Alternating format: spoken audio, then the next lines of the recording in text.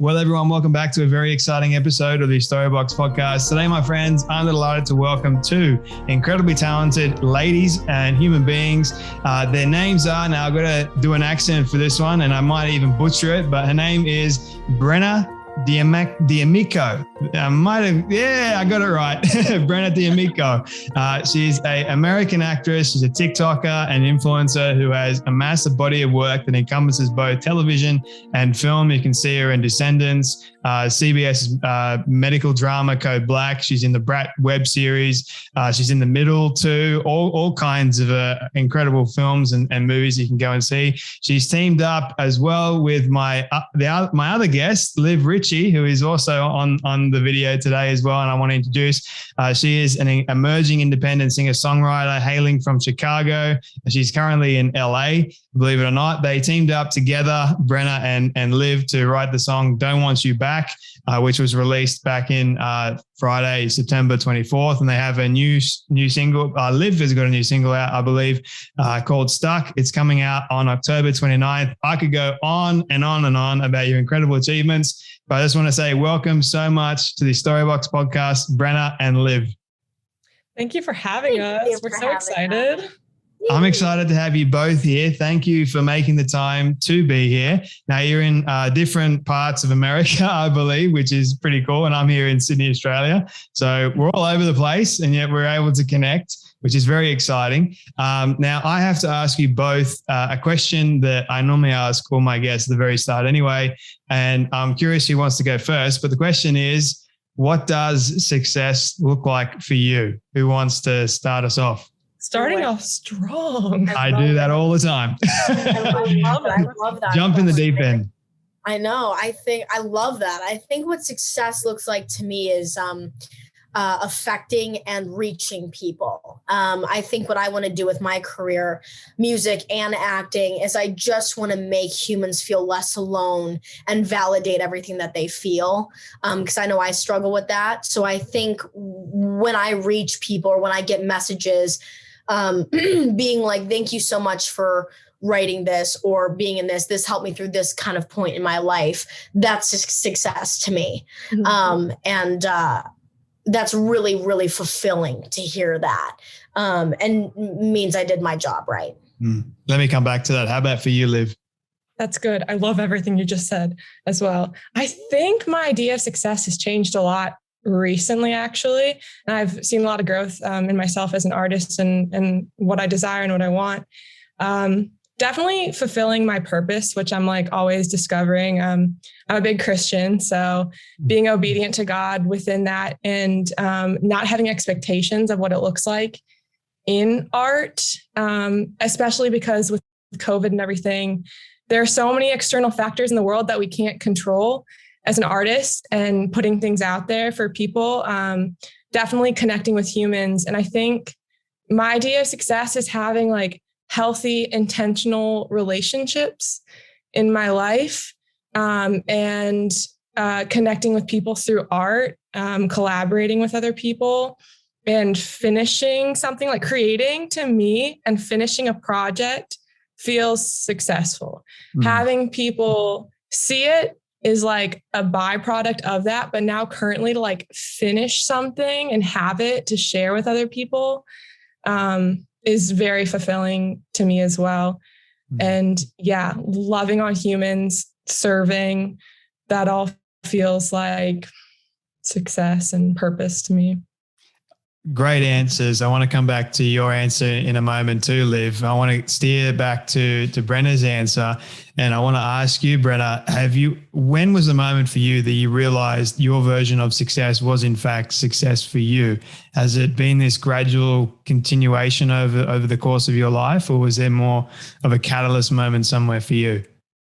I think it was definitely gradual, but because I started when I was 13, acting professionally, and I had the chance to, my first role, be this amazing story about this young girl who was so insecure and didn't really love herself.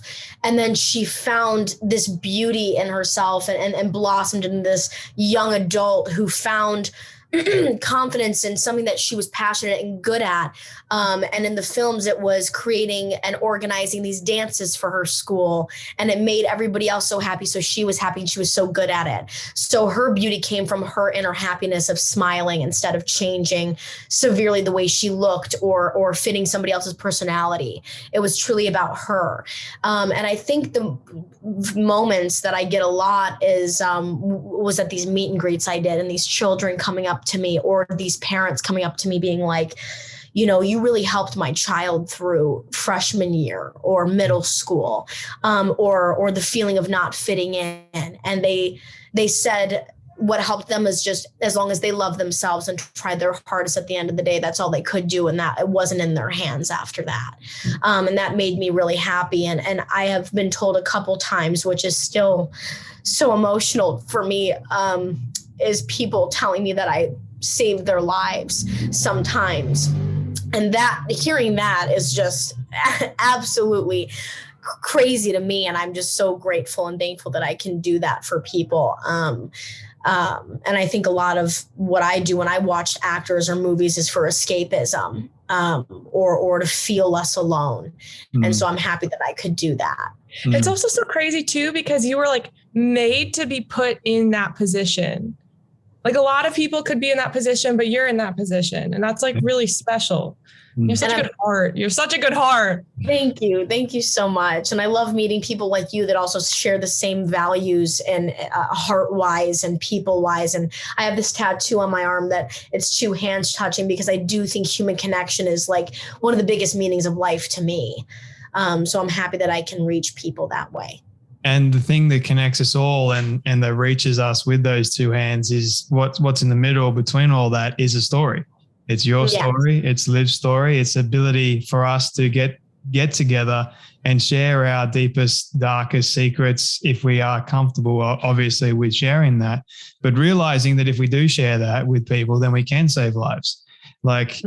And you have a choice, Brenna, same with Liv, like with the kind of artwork that you do produce in the world, what kind of leaders you're going to be. And the way that you do show up with that kind of art is, for me, seeing it that successful, because you are portraying the very good of humanity, the very good side of helping others. And that, for me, that is amazing. And you can't like not appreciate that about you both. And Liv, you were saying that, you know, living in your purpose, and you're a Christian. I know that's not an easy thing to hold and to speak about, because I myself am a Christian as well and hold those values very dear to my heart. And I still find it, I'm not ashamed at all, but I still find it challenging sometimes, like, especially in this world, because it kind of like you're fighting against darkness almost all the time. Literally all of the time, especially working in the entertainment industry. Yeah. Oh my goodness, there's darkness surrounding it all the time. And I'm pushing against people's views and values all the time as well. But once again, connection is so important, and learning from other people. And like even meeting Brenna, we have had the most beautiful conversations from not disagreeing, but like having different points of view in life, and being able to communicate in like a really wonderful way, and never feeling judged and always feeling seen. So yeah, even our friendship within that. And like, she has never, ever judged me for my views and my faith, and has always like listened to me and seen me through that. So that's admirable. And that's the way it should be. For those people that are listening, like, doesn't matter what you believe in or who you are, really, you can come together and you can have relationships with people and not judge. And I think there's so much hate, there's so much disdain and division in the world today. Like, we just got to find common ground, and that common ground is our stories, it's our hurts, it's trauma, you name it, whatever we're going through. So I just want to acknowledge you both and say thank you for, I can say this, your friendship and the way you both are connecting with one another and the way that comes out in the world, because I see it all the way from Sydney, Australia, and I know a lot of people see it too. But one of the things that I did want to ask you, Liv, and maybe Brenna, you can tie into this as well and your experience in the entertainment industry. But Liv, how have you been able to navigate the entertainment industry, especially in LA, because it's very cutthroat? Yeah. It's been somewhat difficult. Like literally ever since I was 16, I always set high standards and have had strong convictions within the industry and what type of art I want to create or be a part of and what type of stories I want to be a part of. And like when I was 16, I booked a decently big film. It felt really, really big at the time, being a young person in high school. And I prayed a lot about it and didn't feel like it was right as a whole. Like my character I had no problem with, but the story as a whole, there were a few things that I was struggling with, and I had really great mentors at the time, and they all encouraged me not to do it. And from then on, I was like, wow, this is going to be so difficult because I cannot say yes to everything. And especially when you're an aspiring artist and don't have the choice, saying no in the industry is really difficult because people will blacklist you real quick. Like they're like, oh, she won't do that. Then no. So I've definitely through a lot of prayer and a lot of really amazing people surrounding me, had to create my own way into the industry. And once again, not have expectations with what would happen. But that's when I really turned to music as well. I was doing film at the time, but it was just really difficult with auditions because I was having to say no to a lot of things. Mm-hmm. And my acting coach was actually so amazing and is still so amazing through all of that because we share similar beliefs, and he helped mentor me through that as well. But music has been a huge outlet for that because I'm in control of the stories that get to be told. And that's why I want to be a producer in film someday. So I have that control and possibly, hopefully get into screenwriting as well. So it has been extremely difficult, but I've made incredible relationships along the way. And there's been a lot of joy and triumph amongst the trials, but still a journey. And I'm trying to just choose to enjoy all of it. I love that. How about for you, Brenna? Have you found it challenging to navigate the entertainment industry? Oh, I truly have. I feel like it's this industry is almost like a walking contradiction. I feel like they say one thing one week and you're like, oh, okay, I'll fit that. And then next week they're like, actually, never mind, it's this. And you're like, okay, let me unlearn that and redo that. And then next week it's like, actually, wait, we're going to stay here for a while. And then we're a month later going to change it up again. So I think it's all about just really what's helped me is every single day going on deadline, every single day reading everything I can, just trying to keep up with whether or not it moves front, back, sideways, diagonally, something. It's very hurry up and wait until it's not. Yeah. So I think just keeping up with the trends, the styles, the new is very difficult, but there's a pattern to everything at the end of the day. And I think the hardest thing is just keeping up with everything. And it's draining and exhausting, but I love it and I'll never stop. But I think for women in the industry too, I think it's gotten a lot better.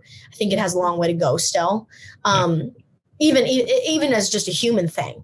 But I think it's difficult for me with body image and all of that, and will always be. But I think as long as I feel comfortable with my talent and my skill, that's all that should matter. Yeah. What inspires you both, I guess, to keep on going when you do have those bad days? Is it more than just a love and a passion for what you do, or is it something deeper than that? I feel almost... I can't see myself doing anything else. And I feel this burning hunger, not to be haha, see, I did it. And I didn't stop, not only to myself, but to so many other people. It's a mixture of that, of persistence and consistency and determination, but also it's like a feeling. I feel it in my bones. I feel it in my heart. I feel this is what I meant to do. And I can't wait. because I've already done so much that I love, but I can't wait for the day I'm just like, oh my God, I'm so proud of you. You did it. Because I know my parents are proud of me, and I know my grandparents are proud of me, and so many of my friends, and I am proud of myself. I just want to get to a place where I feel like I can just breathe for a second. But also I'm scared. I'm scared of that because my biggest fear is complacency. So I kind of like the rush, but it's also, I can't wait. Yeah, I can relate to you there. The complacency side of things. I have a saying that I think you both might like. And Brenna, I like how you said the persistence and the consistency side of things. And this might help tie it all together. But my saying is be persistent to remain consistent at the things that you want. So if you have that burning desire within you to do this, then you've got to be persistent at it. Otherwise, if you're not persistent, you won't be consistent. Because when I am persistent, consistency is like the flow-on effect of that. And not many people realize that. They say, oh, I'm just going to be consistent, but then ignore the persistence side of things, or I'm going to be, that's it. Like, that's enough for me. But I say to people, first and foremost, be persistent, don't give up. And if you have that I like how you mentioned, like, it's just deep in your bones, like you just know. And that's the way I feel as well. Like, and I didn't always feel that way. So I just wanted to relate back to what you said. And Brenna, Liv, for you, like, what keeps you going? What inspires you during the bad and difficult times? I think like there's no option in my life but to create. Like, I was made to create. So even when other things aren't going well, like the business side of things or whatever, like I'll always sit down and start singing. I'll always sit down and start writing. Like, art reflects life, life reflects art. So I see art in everything.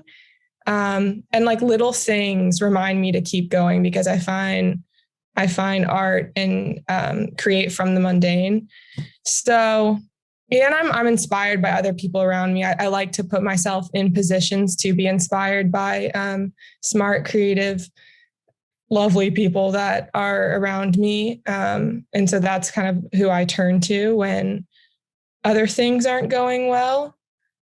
But I never really feel a lack of inspiration, because even a lack of inspiration is inspiration to me. That's very cool. Yeah. It kind of like forces you to create in a way. Like, exactly. Right. Because when I'm sad or like when I feel unmotivated, I take my guitar or my piano. I'm like, okay, let's write about it. Somebody else feels this way too. So. Yep. You just force through it. You just force through the I call it the creative block. Yeah. I don't know if you've faced the same thing, but which kind of ties into my next question for you both. What do you think it means to be creative? Ooh. That's good. You want me to go first then? That's a good question. Yeah, I'm looking at you, waiting for you to go first. I think being creative, for me,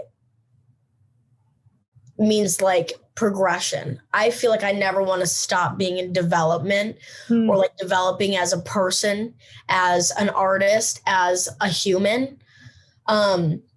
So I feel like being creative, if I accomplish something that I think that I have like my creative juices flowing, I get more things done in one day, or I write a song, or I have a beautiful idea for a short and I get that out. I'm like, that's progression for me, no matter what, whether I'm learning from it or I put it out there. I feel like, yeah, I don't know if I'm explaining that well, but I hope it makes a little bit of sense. I get you. How about for you, Liv? I think for me, it's finding unique ways to tell stories, and maybe like finding ways to tell stories that other people have not yet. And for me, I love being creative in a way where like I take things that are easy to communicate, but telling it or easy to like listen to or watch or something, but telling in a way that's like just a bit different, where somebody's like, oh, I feel that, I understand that, but I didn't know I felt that. You know what I mean? That's like my favorite thing to do in art. And like, I love playing around with heavy and light. So finding ways to tell heavy stories in a light way, or light stories and maybe like a darker way. That's one of my favorite ways to be creative. Now I'm not remembering what the question was, but hopefully I answered it. That's all right. You answered it quite well, actually. You both did. And I know it's a difficult question to sort of think about on the spot. The way I look at, I guess, being creative, and you have those creative processes, and I guess where I'm creative the most is in the shower and when I'm going for a run as well, surprisingly. Oh, same. My goodness, it's such a weird thing, but it's because you're so grounded, I think, in reality. And oftentimes we miss that grounding because of how busy we often get in life. The noise that oftentimes just, I guess, it distracts our creative flow. And I have had conversations all of with my people. Songs in the shower. Yes, I think of all my stories in the shower. Yeah, that's crazy. I think one thing we fail at sometimes is like living in the now. And it's so much easier said than done. But like when we're showering or we're running, we have no choice but our brains to live in the now. What we're doing in the shower, we're showering. We're thinking about it's very simple. When we're running, we're making sure we don't trip. We're looking at the ground. We're just going. We're living in the now. But if we sit down at a desk and we're like, okay, 2 hours from now, I need to have something down. I want something to happen. Yep. It's like, oh, it's gone. It's not there anymore. Yeah. Because we're constantly living in the past or the future. I feel like we forget that the now is so relevant as well. Yeah. Can you imagine how creative, I guess, we would all be if we were to remove all those distractions on any given day? I think that's why a lot of people do the phones, computers. I mean, if we were just to go out, I'm not saying this is like everyone should do it, but just imagine what it would be like, the amount of things that we would come up with for ourselves, like artwork, stories, you name it, if we just removed a ton of the distractions. Like that, I don't know. That's where my crave those moments so much in life. Like I live for those moments where I don't feel distracted, where it isn't noisy, where I have people around me who also aren't distracted and can just like appreciate the world. Oh, those are the best moments to me. Yeah, I need more of them too, actually, which is why I get up super early, go for a run. I should have more than one shower a day, shouldn't I?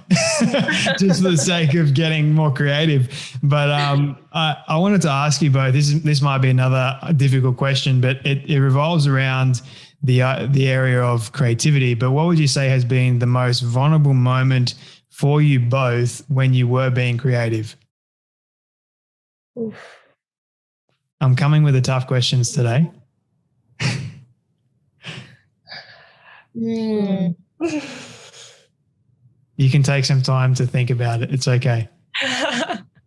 Shoot. I have a couple, but I have one that's coming to mind right away. And I finished an EP that a few of those songs are coming out. I don't know if we're releasing the whole EP, but I was writing a lot this past summer and the summer before that. And this was sometime in between, I don't know, COVID, that year's a blur or whatever, but it was sometime there. I was riding on a ranch. We were trying to finish this EP. We were like, we need a ballad. We had written a bunch of funk, pop, dancey songs, and we kind of needed a ballad. And my producer, a couple days beforehand, had been playing some chords on the piano, and I thought it was like really beautiful. So I was like, somebody voice memo that real quick, because I don't want him to forget that, and he will. I didn't know if we'd ever come back to it. So they're like, we need to write a ballad, and I was like, oh shoot, I don't know what I want to write about currently, because I was just drained from everything else we'd written. And I asked him to start playing those chords again. He pulled up the voice memo, and he's like, do you have an idea? And I was looking through my journal entries. A lot of my songs come from journal entries. And there was a journal entry that started with, and I wrote it the night after a really difficult breakup. Like I thought I was going to marry this person and it was miserable and so heartbreaking for me. And this journal entry started with, I don't trust my thoughts at 4 a.m. And the whole thing goes on about how just like all of my insecurities and thinking that like maybe everything was there, they were all my problems, all of his, whatever. I was just carrying all of the weight of this relationship. And I just started singing that line. I feel like I'm giving this away because I'm not releasing this song for it, but that's okay. I'm an independent artist, so I can do what I want. Nobody's going to stop me. There's no lawyers going to knock at your door later or my door for that fact. Yeah, we started writing a song from there, and we recorded, we wrote it so fast because we just took everything from the journal entry and recorded the whole thing in tears, and we kept all of the raw vocals. So that's what I'll be releasing eventually. Right. But that was probably like the most vulnerable thing, one of the most vulnerable things I had created, and easiest to create, but hardest to create at the same time. And also like the biggest release. Sometimes as an artist, you can't let things go until you make something from it. Yep. That was one of those moments. And then like when you're collaborating with people and having to do that in front of them and share all those things about you that you're trying to like understand yourself. So yeah, long story short, that was my most vulnerable moment. No, I appreciate you sharing that. How about for you, Brenna? I think my most vulnerable moment, also thank you, Liv, for sharing that as well, was as an actor. I was taught in the beginning to use substitution for like sad moments or crying or anger. And that never helped me because I was just like, well, if I'm thinking about something that makes Brenna sad, how does that relate to a character I played, April? How does that make her sad? Why would she be sad about that? It doesn't pertain to her life. So then I started studying a different technique, as in just think your character's thoughts and it'll come. That situation that's written happened to you in that moment. Feel it. So over the years, I've created this little switch because that's kind of scary, diving so far into another person. You can kind of lose yourself a little bit and it's hard to get out of.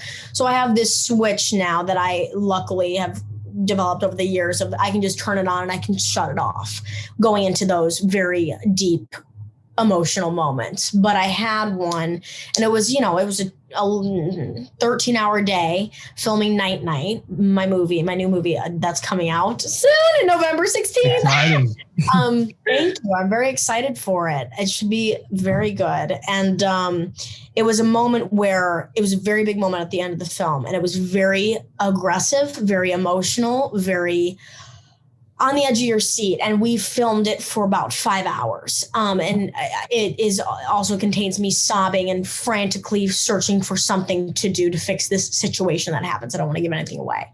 But it was very hard for me to then stop and move on to another scene that was completely different. It was very hard for me to get out of a little bit. And I was like, ooh, that's a different feeling. Luckily, we had an amazing director, Nikki Koss, who helped me a lot through that and gave me the time I needed.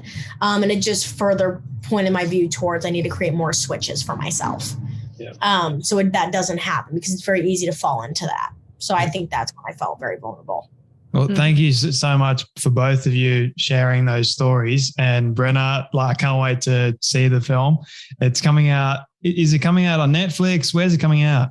Select theaters, VOD, and you can go to nightnightmovie.com to view more information on how to watch it. Very exciting. And for you, Liv, where can people find your new album when it does come out, new eps when it comes out? It'll be on all platforms, but I'm constantly posting about it on social media. And I think my handle is the Love You Live for everything. What would you say that you love the most about yourself, first and foremost? And secondly, what you love the most about your story? Oh, that's a sweet question. That's a sweet question. I think the thing I love most about myself is that I have been through very hard times with friendships and also relationships, romantic and not. And I just haven't found, I just have come across and chosen the wrong people a lot of the time. Let's just say that. And that's also on me. Liv is not one of them. She is amazing. But I am so proud of myself that even though the love I've given people has been just torn down, taken for granted, smashed in the dirt, it hasn't changed. And I still love the same big, big way that I always have. And I think I really love that. I've kept that with me and I haven't let myself go cold or numb. And I'm very proud of myself for that. I think what I love about my story is that I truly do work so hard for myself and I try every day to believe in myself as much as I can. And I love that. Oh, that's a hard one. I think that's it. I think I just really love where I came from. And I love that my family has always supported me through and through and has never once questioned what I wanted or like they have just been so amazing. So I think I really love that. I love how much support I have around me. That is good. That is good. How about for you, Liv?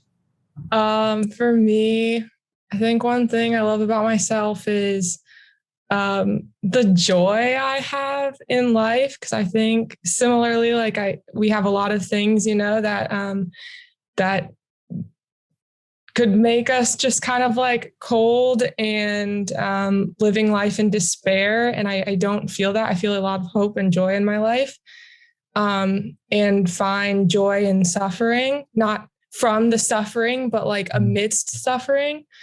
And then what I love about my story is definitely the strength I've had in my life and the people that have been in my life, like the characters in my life, have been so wonderful and have caused me to have a lot of growth in my life. And hopefully I've invested in them as well. And I've had a really great family to kind of come alongside this journey with me and great friendships.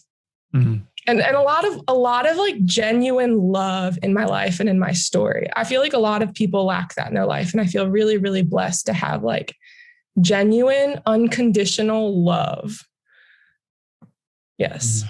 I love both of those answers. And, you know, for both of you, you know, I can relate in the fact that I've had failed relationships and what Brenna was saying, you know, you can be open, but you can also have boundaries set in place so that you don't get burned again. And you're always on the lookout for those same people that oftentimes, and I failed at this as well, repeat the same mistake again because you either rush into things or you get impatient or you trip yourself up oftentimes. And sometimes they say the love is blind quite often, and it's because we put the blinder on ourselves. I really believe that. We convince ourselves of certain things that aren't really there. And yeah, it's just, you got to try and be very, very careful and mindful. But I'm glad that you both met and you both have created this work together. So I guess I wanted to ask you, how did you both meet and whose idea was it to collaborate? What a fun story we're about to tell. Sorry. We know something about what you were just saying because we've gone through heartbreak. So we met at a party and we didn't like click or start talking right away. Brenna's pretty outgoing. I'm like fairly shy. I just remember her complimenting my pants and like, you know how sometimes you just hang on to certain compliments? I hung on to that for whatever reason. And then we started talking. Every pair of pants you've ever worn since then. Every pant you've worn, I'm like, that's good pants. I'm flattered. I have a lot of pants. Anyways, we started talking eventually, and we were talking about our boy problems as girls do sometimes, you know. And, we started giving each other advice. We were both kind of struggling, but our stories were sounding just like weirdly similar. And we started to realize that it became evident and clear that it was about the same person, which was extremely unfortunate. Yeah, and then we didn't like talk after that or anything. It was like obviously a bummer and pretty sad. But I was talking to another friend who knows both of us and telling him the story, and he was like, Brenna can sing, right? And I was like, you're kidding. So I texted her and she came over not long after that. And we started writing the song in my kitchen and just like talked about it more in detail and about where we were at and how it affected both of us. And then eventually brought in my co-writer too to help us out a little bit. And yeah, we wrote a song. So like strangely meant to be. Yeah. Super unfortunate circumstance. Super unfortunate, but meant to be. And our creative process was so quick. So fast. Yeah. So wait, let me backtrack a little bit there. So you both, am I correct in saying you both dated the same person at different times? Yeah, it's complicated, and timeline is like somewhat trippy and complicated. And like there were certain things that I didn't understand when everything was going down and like who was talking to who at once. But it was messy and not great, but it happened. I'm sorry. I'm so sorry that happened to you both, but no. I laugh about it now. I can like cope with it now, but like it wasn't fun. She's way better than him anyway. So, I won. I remember we were sitting at the table about to like start writing the song and you looked at me and you were like, you deserve so much better. And I was so flattered that you were telling me that and just that we had like shared this experience together. It almost like felt better. I'm glad it was you and not somebody else, I guess. There's a silver lining to everything, isn't there? There is. Silver lining. Yeah. Well, yeah, not the best, but we got a good song out of it. So is that the song that you guys came up with? Don't Want You Back? Is that the one? Yeah, that's Don't Want You Back. Ah, okay. And it came from the kitchen table. It came from the kitchen table. That is so cool. What a story. Well, I appreciate you both sharing that. And I know it probably wasn't the easiest thing to share, but I wanted to ask you the last two questions for you. This is more of a fun question because I know we've sort of been a little bit heavier today. But what would you say has been the weirdest food combination you've ever tried? Okay, listen. Let's do it. It's the weirdest, but it's my favorite. And I can say this because I'm 21 now, and I'm going to lie and say I didn't try this until I was 21, and I didn't get drunk until I was 21. But listen to me. The best drunk snack, and I've eaten it not drunk before too. It's so good. Pickles and mayonnaise. I will grab full pickles, dip it in mayonnaise, and eat it. It's the best. Nah. I don't know how I feel about this yet. Don't fight me out. Hey, don't knock it till you try it. I swear to God. I swear to gosh. I swear. It is so good. It is so good. I think the fact that you're still 21 and you're saying that you like pickles. I'm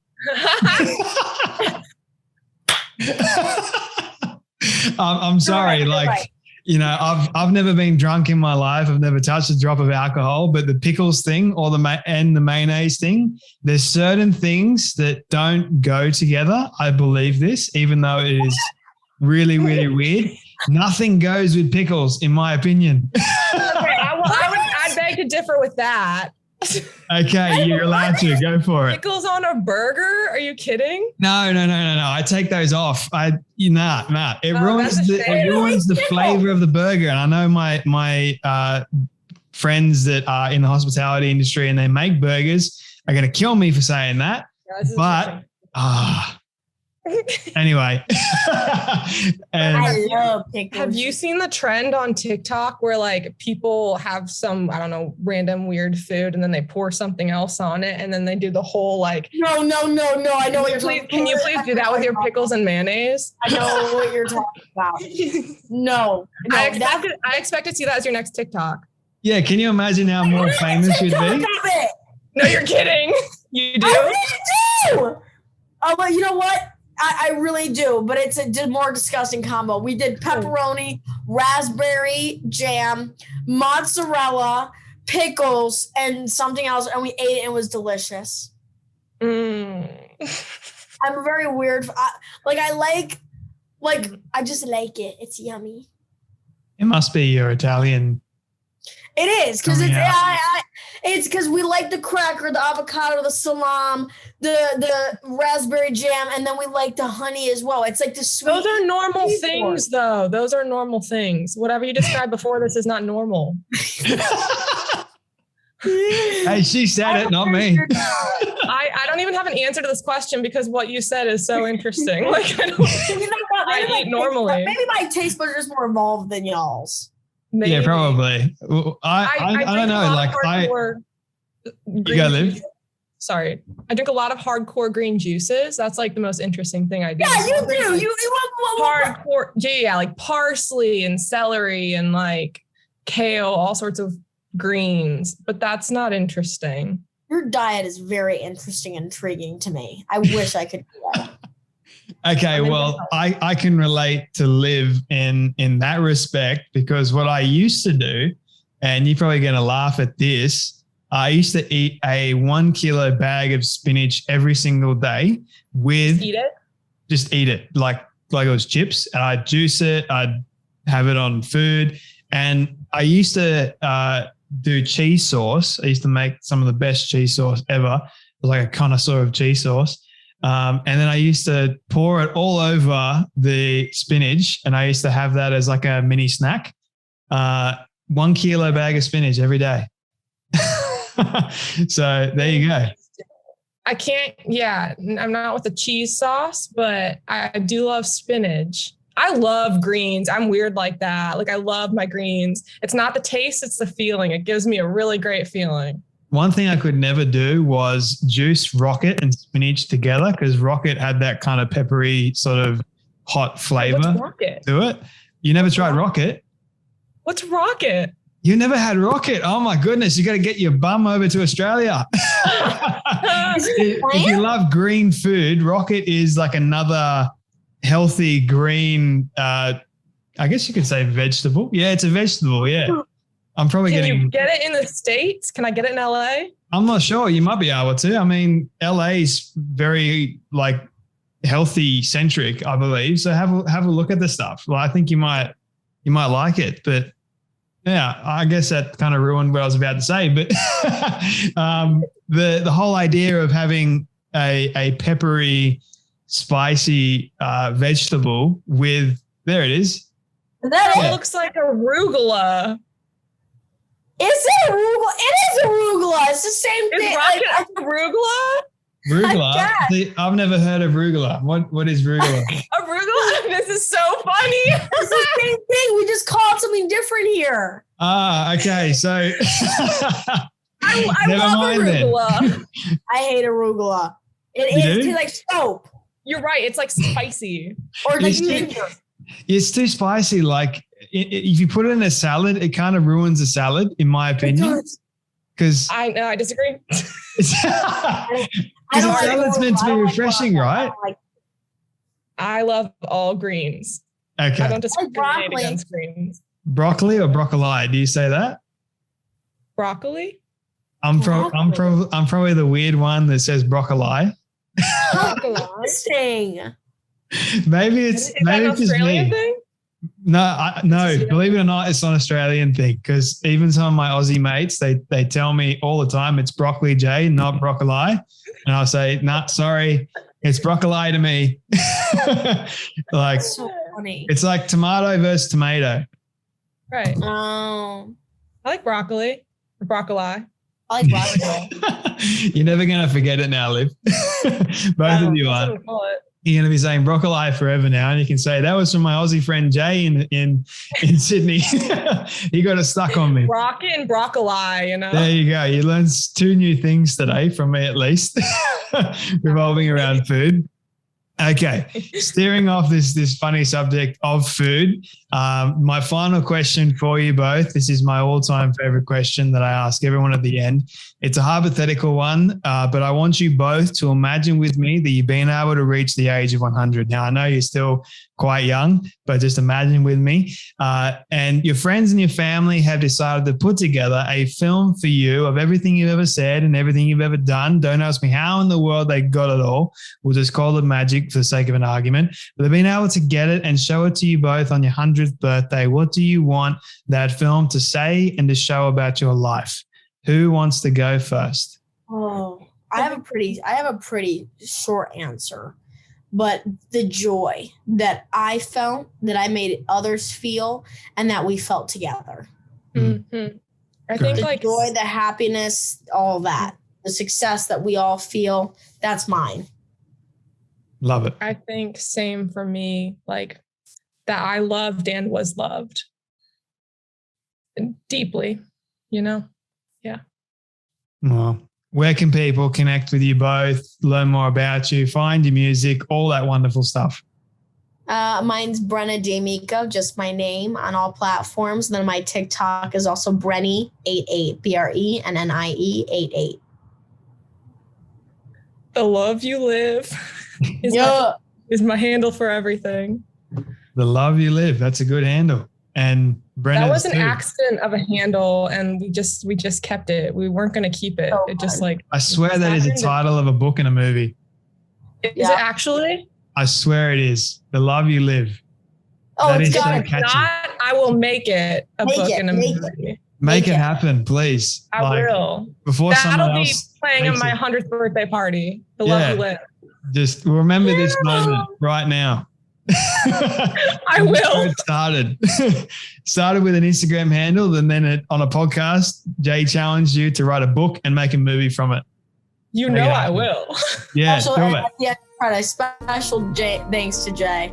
No need. It's all good. But I want to say thank you both so much for your time today. I've really enjoyed this conversation with you both. Thank you once again for joining me today on the Storybox podcast. Thank you so much. Thank you for having us. That was so much fun.